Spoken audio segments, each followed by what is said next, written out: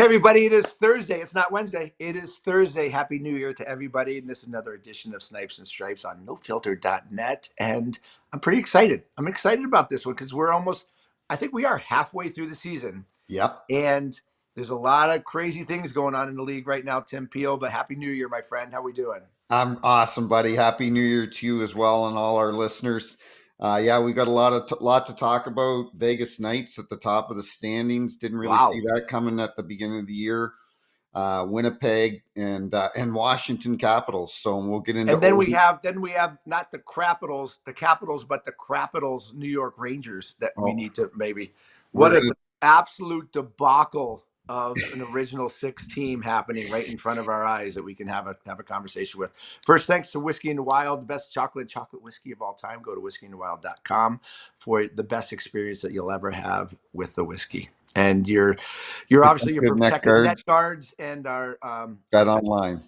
who are our fantastic sponsors. So we appreciate it, and everybody that listens all the time. We have our usuals, and I see them. They're sitting around there. Our Johnny Duffin's there. Keenan's here. Keenan. Yeah, Yep. we're always there. Maybe we'll bring on one of you guys as a guest on this show since we don't have a guest, but we have a lot to cover. And I don't know, where do we want to start? Well, I know where I want to start, and that is the Winter Classic. 2 nights ago or one night ago, took the family up. It was a phenomenal Wasn't it experience. awesome? It was great. I worked there actually. I worked the outdoor game at Wrigley back in 2009, and working it is fun. But even a better experience being able to take the kids to it, enjoy everything, Wrigleyville before the game. But I have to tell you, it's so funny. I love the fans are what make our game so good, Jr. 100%. And Tisha and I and the kids are standing out front of Wrigley, and we're getting a picture, in front of the famous Wrigley sign, Blues Blackhawks. And this guy comes by in a Blackhawks jersey, and he goes, "Timmy." I go, "Hey, how you doing?" I go, "What's your name?" He goes, "Jan." He goes, "I love you and JR. I love your podcast."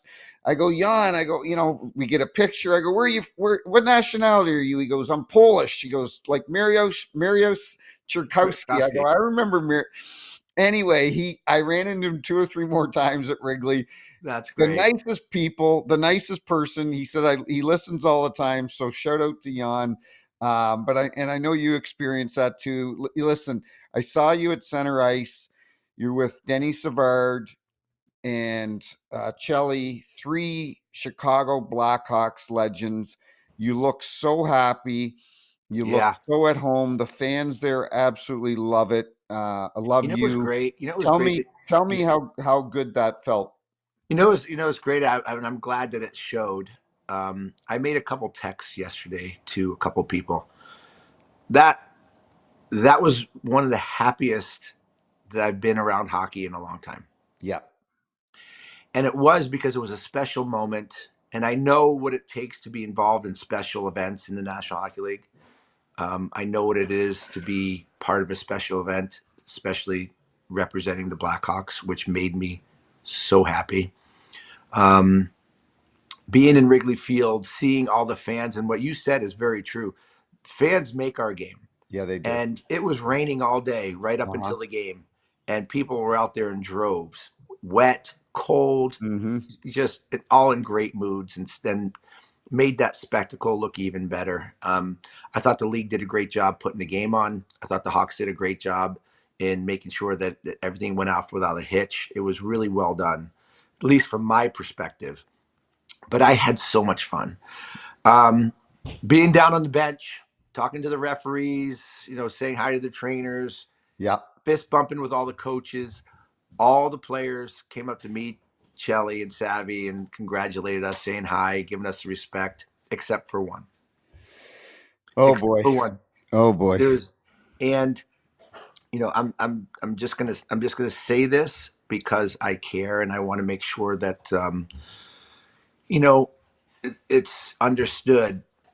There needs to be respect in the game, and there needs to be, I think, respect for the history of the game. But 100%. one there's one player that didn't come up to me, Chelly or Savvy, and that was the superstar of the Chicago Blackhawks, and that's Connor Bedard. Now I understand he's 19, He's young, he's shy, so on and so forth. But this is these are the things that have to change in Chicago in Yeah, order for them to start winning, and that's having the respect, or at least the acknowledgement of, hey, we got to go up and say hi and say, way to go, and because we are a family, 100%. we're all a family, regardless if we played 20 years ago or they're playing now. We're all still part of that family. And if we don't have that respect to go up and fist bump to say, hey, congratulations, what's going on? How can you do it with your own teammates, right? So I'm not ripping on him in terms of, his personality or anything like that. This kid needs to learn as a 19-year-old. This all is his learning curve.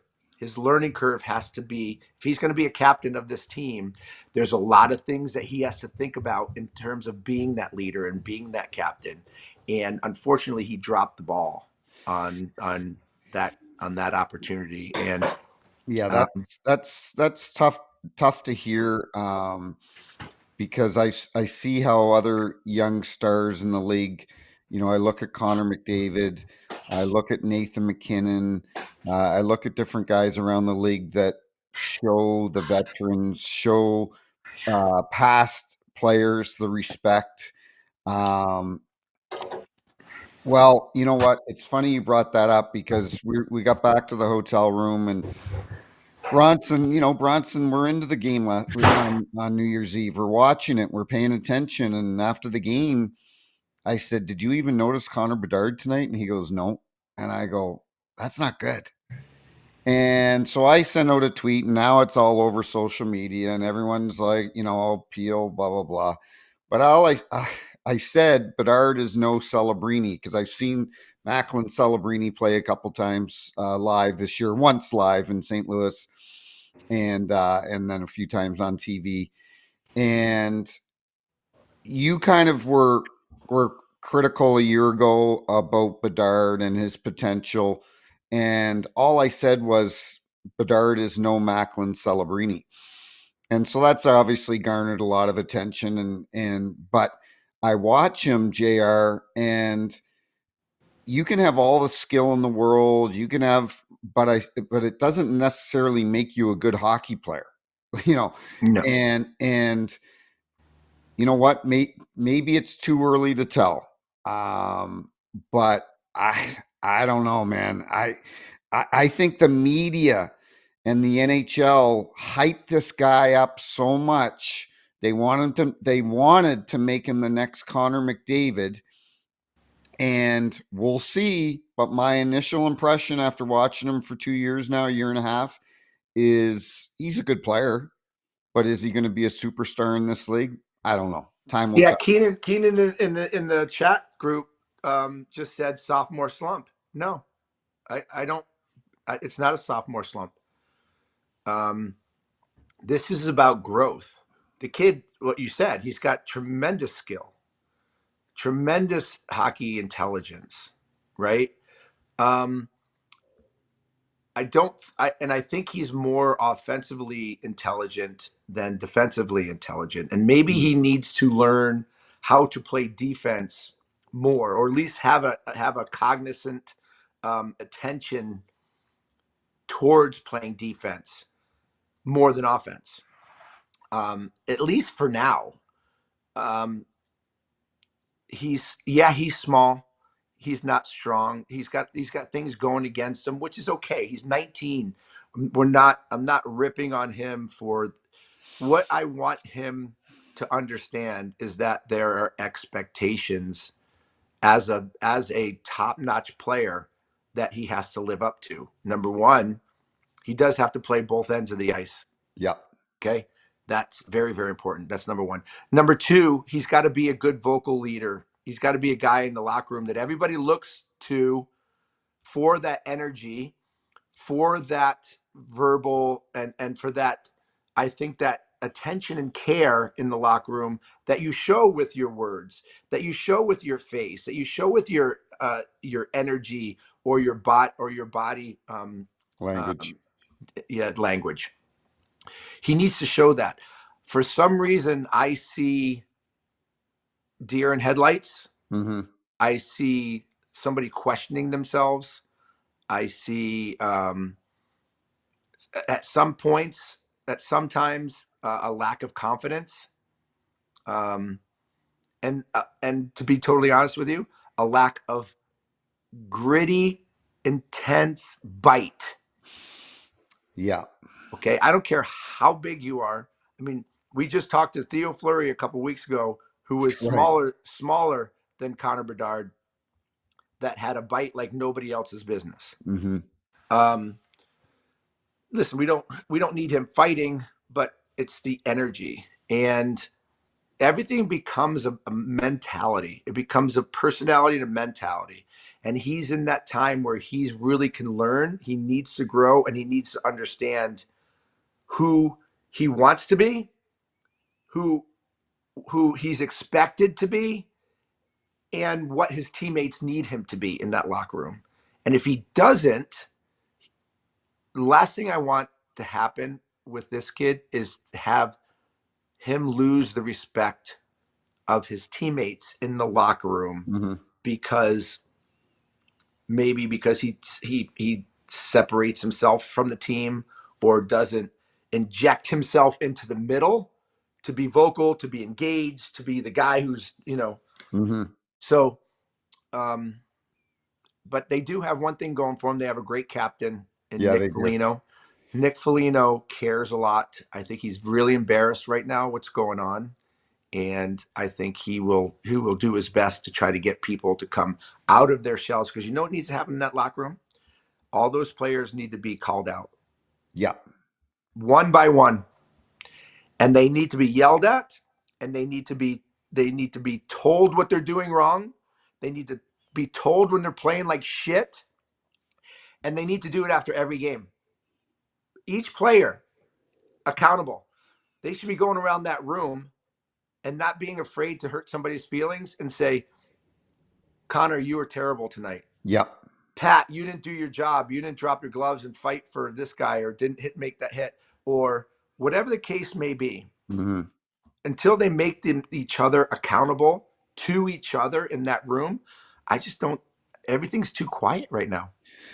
Yeah, and listen, it's everything you said is bang on and 100% correct. I just don't know. There are very few teams and players that can be held accountable anymore in the NHL, and we'll get into what's going on in Vancouver here in a few minutes. But Braden Shen and Nick Foligno are two guys that embody what it's like to be an NHL player. They play with passion. They both play with grit, determination. There's a reason that they're both captains of their teams. And Shenner, everyone thought that Great kid, by the way.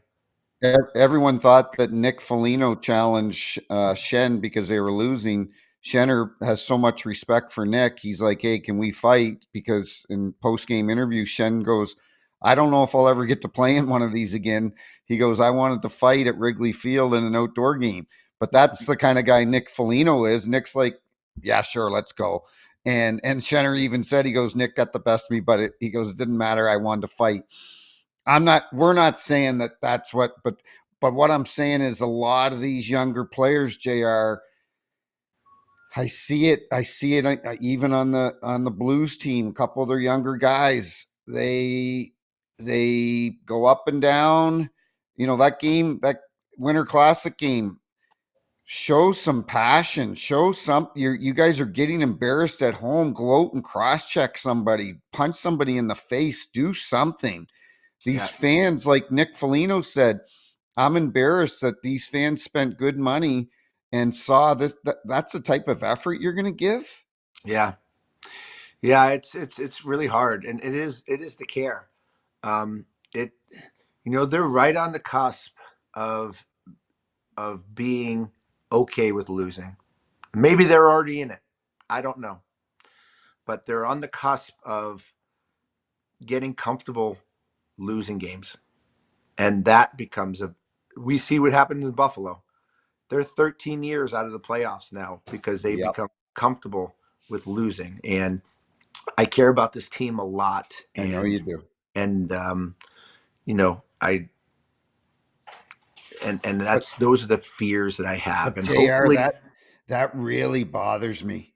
It really bothers me that every player and the respect that even from the Blues players showed, three legends of the Chicago Blackhawks, and their so-called superstar doesn't even come over and acknowledge you guys. That's disgraceful to me. That is disgraceful. That's well, it's embarrassing. it's it's it's worrisome, if you ask me. Very worrisome. It's worrisome because this is going to be the guy who's going to be your captain at some point, right? Um, so that has to be. I think it becomes the culture, right? Everything in winning teams, they create a culture in the locker room, and that Mhm, culture has to be upheld. Part of that culture is the mhm. respect of the team, of your teammate sitting next to you, and how you're going to play for that person. The culture of the team and how it plays as a team, right? Whether it's going to be gritty, whether it's going to be strong defensively, whether it's going to be, line per line is going to be a full, it's going to be a full 60-minute type of intense game. And everybody's got to buy into it. When when you have little things, little things like just an acknowledgement or Yeah, a respect factor, those little things chink the armor. yeah, they do. They chink the armor, right? Oh, he's not doing it. Oh, Yeah, he's not doing it. yep, Why do I have to do it? exactly. So, yeah, Hey, I am. shout out to Cam Fowler. Played in his 1,000th game. He played 900. Yeah, I love it. He We love played Cam. 993 games, I think, for Anaheim, and another not veteran move, but a smooth move by Doug Armstrong pulling Cam over because Nick Leddy may not get back in the lineup this year, and he wanted a defenseman that can log out a lot of minutes. Cam's 33 years old. He gets 2 goals in his 1,000th game. He I puts love it. on he Good puts old on American boy. Good old he put American boy. he puts on Chaser's shoulder pads after the game, and he was so happy. All the boys in that room are drinking Bud Lights together, and you know what? He's had a hell of a career, Cam Fowler. He's still logging. Like I talked to Chaser driving home yesterday from Chicago, and he goes, he's 33. He's obviously slowed down from, but what he is, he's a smart defenseman, Yeah. and he's still logging 21, 23 minutes a It's game. great. It's great. Yeah. No, So he's been a model of consistency for sure. He's been a very very good defenseman for a long time. I'm glad you mentioned our boy Kelly Chase. I talked to Kelly today. Um, Called him, see how he's doing. Seems like he's doing better he's today. doing better today. Yeah, Uh-huh. so we're gonna keep on wishing our Mhm. best to our boy Kelly Chase, and obviously our boy Joe Manuel, who's also Yep. battling this cancer debacle. But we know they'll both come out on the other side. So happy New Year to our friends, and 25 is going to be a great year for them. You mentioned something about Vancouver. What are you thinking about what's going on in Vancouver? Well, Brad Richardson played in the NHL for a long time. Richie, great Yep. guy, one of the best guys. I don't know how well you know him. He played in Arizona for a while. Brad's a great guy, and he was doing a podcast a couple days yesterday, I think, with our buddies Shane O'Brien and Scotty Upshall, and he played with JT Miller in Vancouver. Richie did at the end of his career, and with Elias Pettersson. And he made a great comment yesterday. He said that he pulled JT aside at one point and said, "Hey man, you got to ease up on this kid." And he said some players, and you and I, I've seen that with the kids that I coach. There's kids I can grind. There's kids that need me to pat them on the back all the time because everyone responds in a different way. He goes, "This kid's shutting down on you. He's shutting down on you." And JT can be very tough. I respect JT Miller a lot, but when I refereed him, he was a real prick, man. Like he was a prick. He we battled. We had a lot of FU contests on the ice. Like he is intense, and it's probably why he's an elite player is because he does care. He is not. Yeah, He's emotional. He's emotional. he's very emotional. But Richie had a good point. Like JT, you may be able to grind me. You may be able to Who's JT grind that grinding? guy. Who's JT grinding? He's grinding Elias Pettersson because they've got that. There's that thing going on right now where they're saying one of them might get traded, and there's a feud going on in Vancouver between those two. And JT Miller says that it's all in the media. The media is making all this up, but people that are close to the scene saying that that's not accurate. It's not just all the media. JT Miller and Pettersson aren't getting along very well, and you don't need to. Not everyone needs to get along, but I guess it's gotten pretty bad there that they're talking that one of them may get traded. Okay, well that sounds interesting. So if you were going to trade one of the two of them, who would you trade? Well, I would trade JT Miller, not for today, but he's 6 or 7 years older than Elias Pettersson, right? And that's the only reason. Now, if you want to win today, I would keep JT Miller, but he also is, like I said, 6 or 7 years older than Pettersson, and Pettersson's a superstar in this league. But the Canucks are underachieving right now, and our buddy Rick Tocchet, I'm sure he's just beside himself that what's going on over there, and they've had the problems with Demko um, being healthy, and they're just underperforming. And I don't know if this problem between these two players is repairable. Well, it's a very important part of the season for them too, because they're in fourth in their division. They're only 5 points out of that playoff spot in their division. So these wins become very, very important because we're in the doldrums, right? We're in the doldrum days right now. We You know, are. we're not quite halfway done with the season. And this is when teams can really let their guard down and start really losing games and fall either they're going to fall out of the playoff contention or they're going to stay vigilant and they're going to play themselves into it. And Vancouver needs to be that team that's going to stay vigilant and play themselves into it. And it bothers me a lot. That really makes me, I don't know if it makes me more sad or more mad that you have two guys that don't get along because one's pushing the other or Mm-hmm. one isn't doing his job, not playing to his potential, and he's getting called out by a teammate. That's all about what team sports is all about. And shame on Elias Pettersson if he's not playing well or if he's pouting because a teammate is calling him out. Yeah. Um, it kind of questions. It would question me being confident with Elias Pettersson. Like, how do I know what I'm going to get for him? Right. If he can just turn on me because he doesn't like me or because I said something that he didn't like. You talk about a weak person. That's a weak person. I agree. Um, and I have seen Elias play great and be awesome, but I've seen him play poorish more than I've seen him play awesome And disappear. Yeah. and disappear. Uh-huh. He's not the strongest guy. He's a great skater, but he's if you look at him, he's made of it looks like he's made of like a clothes hanger. I know. You know, um, it's kind of crazy too with Rick Tocchet as the coach. You would think that he wouldn't stand for that kind of relationship or at least that kind of attitude. I'm sure he loves what JT is doing, or Sure. at least the idea of why he's doing it. I wish I knew a little bit more about the interior information of what's going on, which I don't.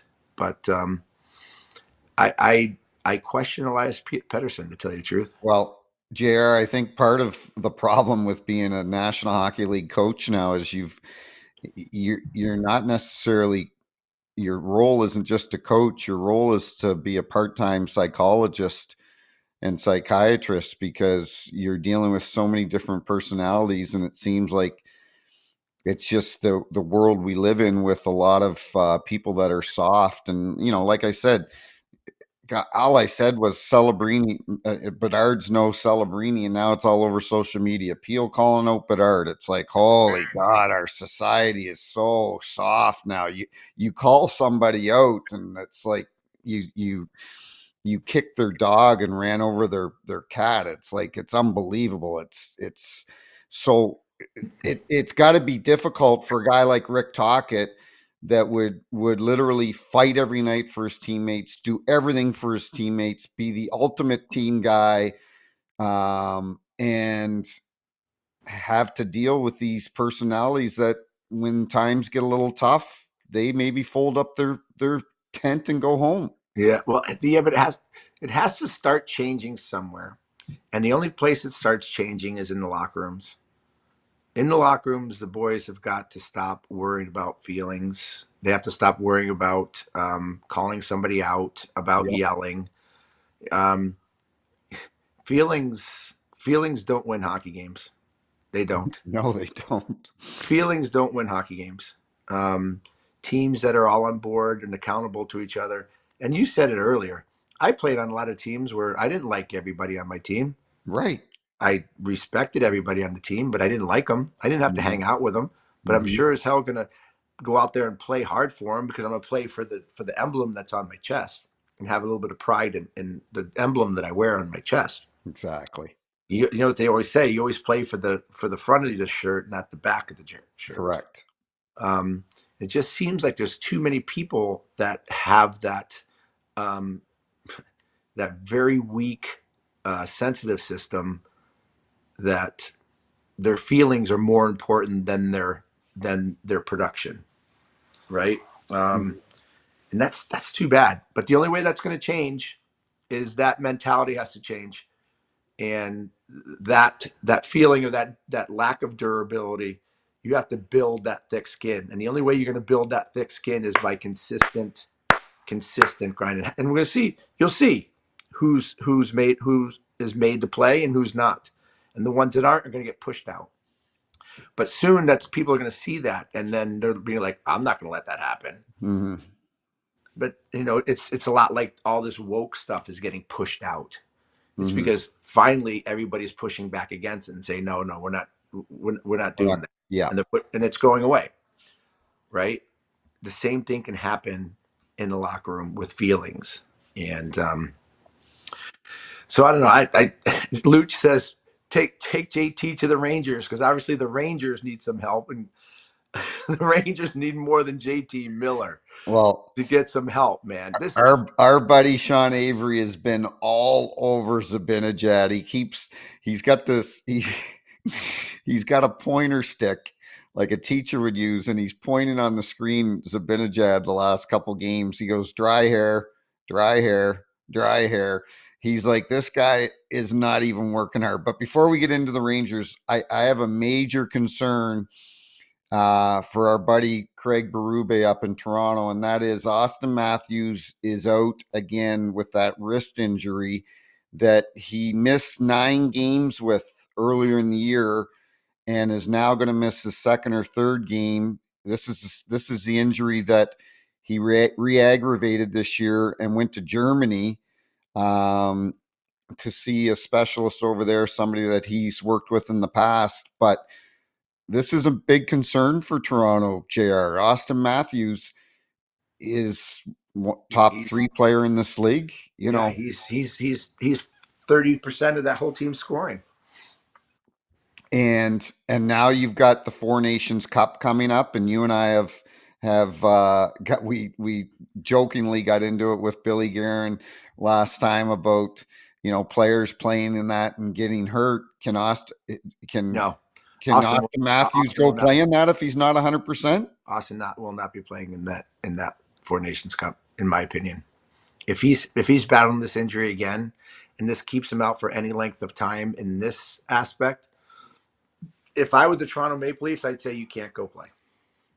I mean, that you got to take some time to heal that, because if you think about it, you have a nagging injury like this, it become a career thing. Look what happened with Peter Forsberg. Mm-hmm. Peter Forsberg had an ankle injury that was so devastating that he kept re-injuring it, re-injuring it, and he probably got to 80% of Right. his potential, because that kid was sick. He was. He was sick, He and was to the best. see, He was the best reverse hitter I've ever seen. no question about it. And the fact that he probably retired early because of an ankle, because of his injury. Um, you don't want that happening with an Austin Matthews, No. especially it's the wrist. His best asset is is his shot. And if he does not get this thing straightened out and it becomes chronic, not only is it going to affect the Toronto Maple Leafs, but it's going to affect his career. I mean, I predicted he's going to be the highest scoring American of all time. Well, you just made a great comment. And I want to ask you, um, are- can the Toronto Maple Leafs demand that he doesn't play? Like, can Austin Matthews say, sorry, Brad Treliving, but I'm playing in the Four Nations Cup? Like, do they have any control over him? I don't see why they wouldn't or how they couldn't. I mean, they own his contract. He doesn't have a contract with the United States. I know, and that's why I'm asking you. I don't know whether they could or not. Like, I'm I don't telling you know right what. now. I'm telling you right now. If I'm in the league and my team says you can't play in it, I'm not playing in it. Right. Um, as much as I would want to, I have to be loyal to the team that's paying me my salary. That has, especially for him, that has given him a $13.5 million a year contract, which they have a lot of money riding on Austin Matthews. I think Toronto has every single right to say when a play if the player is going to go play, um, either at an all-star game or an international event that's right in the middle of the season. That, by the way, is going to be hard hockey. It's not going to be just NHL skills competition No, and it's all-star not. game where floaters. These guys are playing hard for their country. There's going to be injuries in this tournament that they have in the middle of the season, and someone's going to be pissed. Yeah. So if Austin Matthews already has an injury, then he better be very smart about him playing, and the team better be smart about him playing, because and really the most important thing for them is the Stanley Cup. Correct. It's not the Four Nations. Correct. In 1996, the World Cup, I did not play in the World Cup because I did not have a contract. I was right in the middle of signing my contract, and I made a decision not to play, because if I get hurt in the Yep. World Cup, and we saw how tough that World Cup was that year. I mean, it was brutal hockey. Yep. Yep. It was tough. The fights that happened in that Canadian American series, the anger, the ferocity, the tension. If I get hurt in that, I don't have a contract. Where were you? I just Refresh got my traded. memory. I just got traded from the Hawks to Phoenix, and And I you was hadn't and I and had you hadn't not signed signed? a contract yet. I was still negotiating my contract, and it was in, I guess it was August, right? August or September of that year, and or August, the World Cup was, and I couldn't risk it, Did that right? kill you? Um, Obviously, I wanted to play. I love that team. I love all my teammates on that team. I've been through so much with a lot of those players, and obviously World Juniors, and then international stuff beforehand. So yeah, it did hurt. But if I would go back again to '96, even though I know they were going to win, I'd still make the same decision. Did uh Walt and Modano and Waiter and what did those guys think at the time? No, they never said anything. Not one person gave me shit for they not playing. agreed? Well, you can't. Like you can't go play without a contract, No, no. I mean, if I had signed my 5 year, $20 million contract in the beginning of August, I would have been there. Right. But that was the first contract where I was actually going to make. real good money, Right. right? Because I'm coming off of making like 1.7 million Right. for in 1995, 96. And that was my first big opportunity to make real good money. I'm coming off of 250 goal seasons, 300-point seasons, right? That was my time. And then, with the old rules, free agency, you had to be 31, Yeah. which was the stupidest free agency rule of all time. Yeah. Of all time. Um, I got one good kick at the can for free agency salary, and that was when I went to the Flyers. You know, What year did you play in the World Juniors? 87, 88, and 88, 89. Where were they? Russia and Alaska. Russia and Alaska. How Yeah, did you guys do? we were terrible in Russia. I think we finished sixth, and in Alaska we finished fourth, Okay. or fourth or third. But I held the World Junior point scoring champion title for 24 or 25 years until that Schrader broke it in like 20 2010 or 2012 or 2014, How many 2014. points did you have? I had like 25 points over two maybe more, 27. I think I had 27 points in two World Juniors. Wow. Didn't Um, you didn't you also didn't you but Schrader, also by the way, Schrader ah played in three World Juniors and yeah. broke my record, and that held for just a couple years until Zegras broke the record. Didn't you hold a record at Pee Wee Quebec too before Mario Lemieux broke your record? No, Gretz.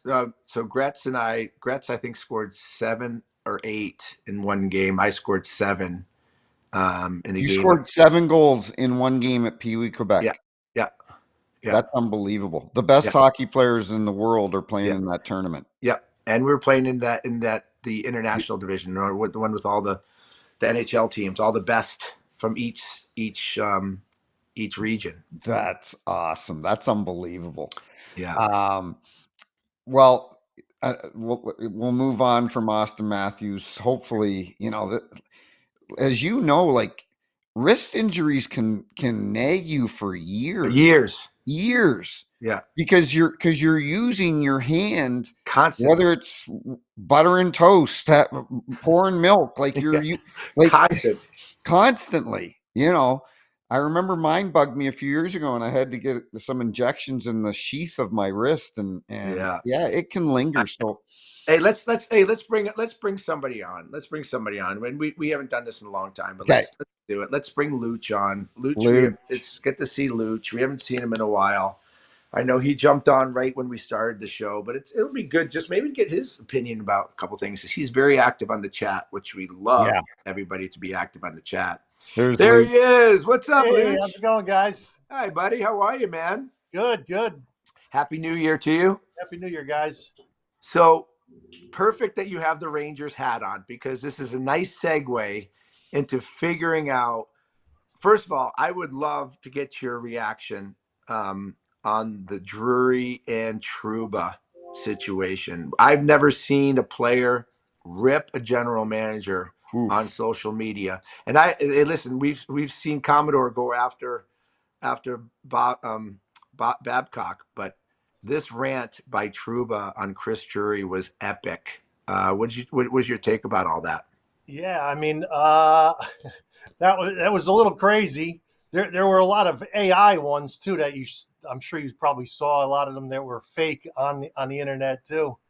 But yeah, I mean, now Zach Jones is basically just did the same thing from what I heard. Yeah, before you say anything, Lutz, I was going to read what Zach Jones said. Zach Jones has been scratched now 6 games. He goes, "I'm rotting away," and he says to Larry Brooks, he goes, "This is an effing joke. Like this is becoming a shit show in New York right now."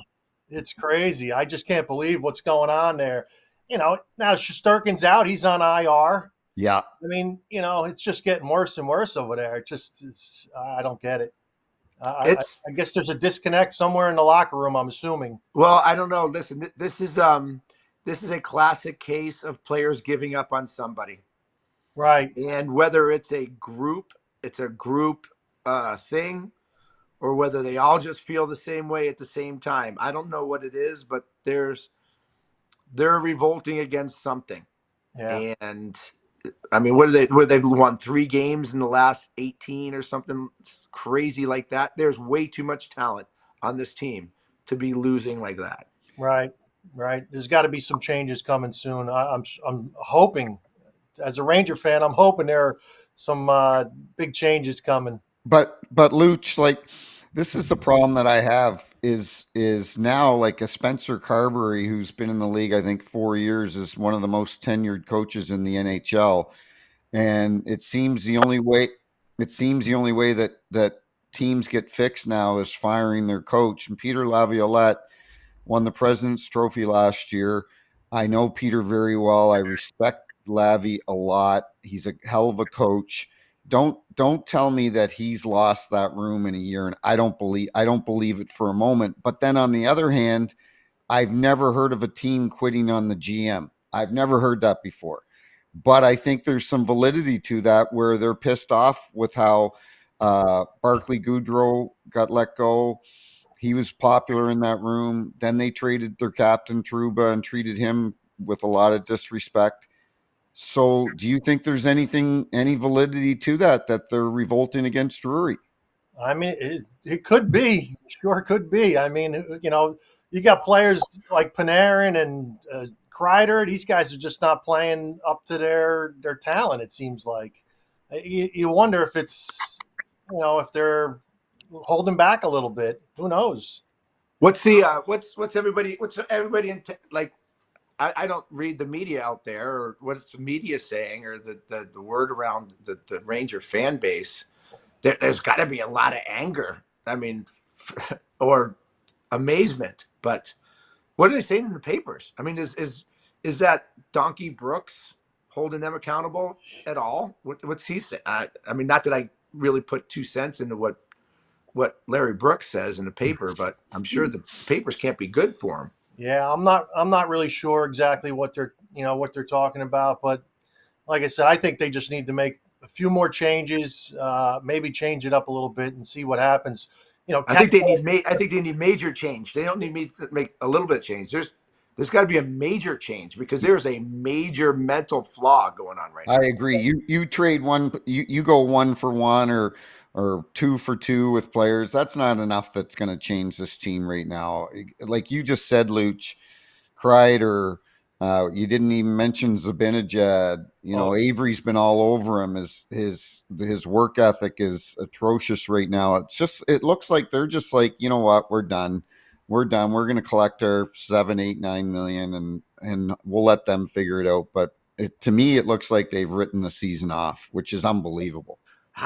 It's not even 40 games and like right in the season off. yeah. I mean, you got I picked them to win the Stanley Cup this year. This is so bad for me. right last year the President's Trophy, which it is what it is, but to go from the President's Trophy to last place in the NHL just about right now, and Well, they were up at the top in the beginning of the season. I mean, this was the fastest drop from top to bottom I've seen in a long time. and you got a player like Cooley and you got a player like Hedel that are like the best players on the team right now. It seems like that's my view. Cooley is one of the best players on the team. JR, I told you they never should have given Shesterkin $92 million. I told you. You and I've argued about that, It's but kind of crazy, because it's almost like that was a spark. It was almost like that started the whole thing, right? I mean, there's no way players in there would be like, goaltenders shouldn't make 11.5 million. I ain't playing for this guy. They're not saying Yeah. that, are they? Are the other players a little bit bitter, knowing that like when their contracts are up, are they going to be able to sign them to a good contract? I don't know if that happens, but is that a possibility too? Who knows? Luke, you live in Buffalo, right? I'm in New Jersey. Oh, you're in Jersey. Okay. Okay. New Jersey. Yeah. Well, it's kind of hard being a Ranger fan, being in Jersey right now. And So Devil's Country's tough. Devil's Country is tough, especially especially nowadays, right? But neither team neither team is doing all that great. Jersey's actually doing okay. They're 24-14, so that they're rolling along right now. They're having a good season, and it's I'm shocked that Washington's at the top of that division. To tell you the truth, Right. um, but I don't know. Hey, listen, Luce, we'll let you go. I love having you on. Thanks for joining again, and All right, guys. I'm gonna wish you good luck on the Rangers, but I ain't holding my breath, bro. All right, thanks, Well, guys. Happy New Year, buddy. it's bad when the Rangers are behind the Islanders right now. That's not good. No, that's the Rangers are behind almost everybody right now except the Hawks That's for sure. and San Jose. All right, All boys. right, Luke, guys, see you. thanks. Happy New Year, buddy. JR, it's amazing when you look at these stats. They're last in the Metro Division. Like, how is that even possible? They only have one more point than the Buffalo Sabres. They were the President's Trophy winners last year. Are you kidding me? And like I can't quite remember, but I'm gonna try to take a look at this. And it was their start. I think they started off like gangbusters too. Yeah, they Did were they not? playing well. They were doing pretty amazing. That and I just don't know what happened. Um, but this is a debacle of a situation, if you ask me. Hey, while you're looking that up, when you played, was when you got slew footed, was that one of the dirtiest things that could ever happen to you? That's one of the most aggravating things that Because you don't expect it, right? because you don't expect. And it's so dangerous, right? So yeah, getting slew footed is it's pretty it's pretty much a cheap shot. Yeah, well, Zach LaRue from the Predators, he slew footed Jarrett Spurgeon a couple nights ago, and he's having a hearing today, and Jarrett Spurgeon went hard into the boards, and that's a play that can break your ankle, can break your leg. But thank goodness Spurgeon's all right. And Billy Guerin, when he was on our show, talked about the importance of Jarrett Spurgeon on that team. So Yeah. yeah, he's having a hearing. I cannot remember the last time I saw a player get suspended for Well, I think it's slew time. footing. I It's agree. time. It is very dangerous in so many different ways. We talk about concussions, right? The league is so hard about hitting and not and contact to the head. There's one really good way to get a concussion, and that's a Yeah. slew foot your feet going out from under you, and the first thing usually that hits is the back of your shoulders and your back of your head. So, but it's just a bullshit cheap shot, and the lack of disrespect for anybody. You know, just to go back on that Ranger thing and this Zach Jones, you don't hear what he said today or yesterday. I'm rotting away because he's been scratched 6 times, and this is an effing joke. Jer, let's not minimize that. That does not happen a lot in the National Hockey League. Even when you played, you kept your mouth shut. Hey, I'm here for the team. I'm working hard in practice, trying to get back in the lineup. They say all the right things. For Zach Jones to say this, it's almost like he wants out of New York. It's almost like we're going to say whatever the hell we want in New York now Well, because by the way, is it that he wants out of New York, or is he showing a passion play right now? well, Because no, exactly. if I'm the coach right now, I'm looking for anybody that's going to show some grit that wants to play. Like Capo Caco, he spoke out and said it was a joke, and he got traded 2 days later to Seattle. So Yeah, but this is I don't know. I'm not a Capo Caco fan. no, I wasn't either. But what I'm saying is it's very unusual for players to speak out like this. I agree with you. If I'm looking for a spark, I'm putting this guy in the lineup. I don't know why he's been a healthy scratch, but something's going to change there because as we know when we had who do we have on the other day about the Rangers? We were talking about James Dolan, Barnaby. Barnaby, and James Dolan. He's a bit of a wingnut, the owner of the Rangers, and I can't see him, standing pat and watching this